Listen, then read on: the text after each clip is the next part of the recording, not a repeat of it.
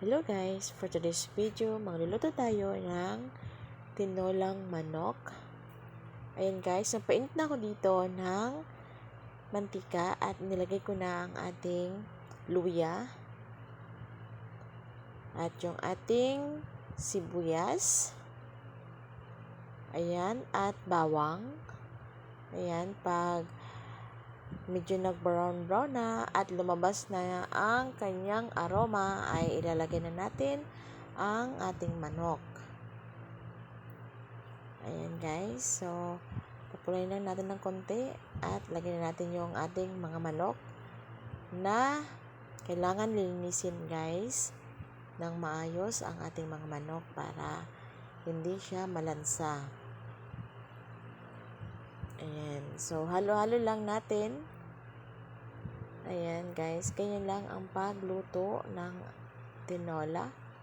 Depende sa inyo, guys, kung ano yung mga sikreto nyo sa inyong pagluluto. Ako kasi ganito ang aking pagluto sa aking tinola.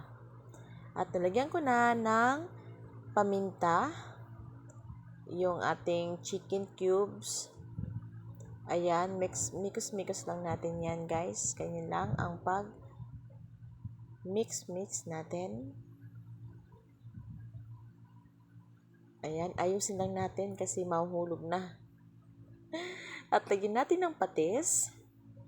Ayan, so dinamihan ko ng patis para malasa ang ating karne. Ayan guys, pwede naman asin lang ang inyong ilalagay. Pero sa akin kasi is yung patis ang aking nilalagay dito. Ayan, so mikos lang natin yan guys. Ganyan lang. Ayan, para lahat mayroong lasa. Ayan, so hintayin lang natin at maya-maya ay lalagyan natin ito ng tubig. Ayan guys, mikos lang natin yan. Ganyan lang. Ayan, so mabango na siya. At lagyan natin ng tubig. Ayan, depende rin sa inyo guys kung marami ang inyong ilalagay or yung tama lang. Ayan, sa akin ganyan lang karami. At takpan lang muna natin. Ayan, pakulan natin ng 10 to 15 minutes. At ayan na guys, kulo na siya. Lagyan natin ang ating sayote pag ito ay malambot na ang ating karne. Ayan, so hintay lang natin munang kumulo at ilagay muna natin pala yung ating sili haba or siling berde at takpan. At after 5 minutes, buksan ulit natin. Ayan, kumukulo na siya guys. Ilagay na natin ang ating pichay. Ayan, so dahil gusto ko ng pichay, nilagyan ko ito guys. Pero pwede rin namang walang pichay pag wala kayong gulay. Ayan.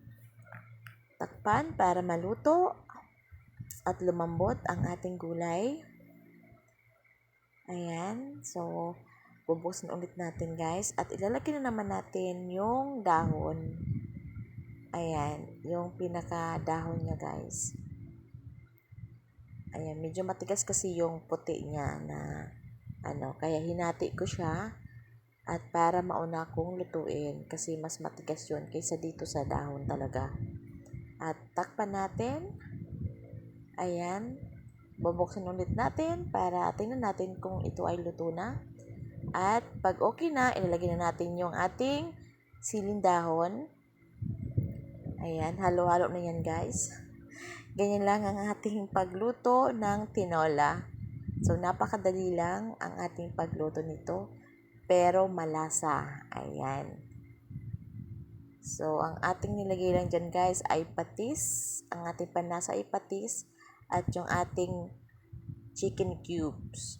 At ito na guys, luto na. Thank you for watching.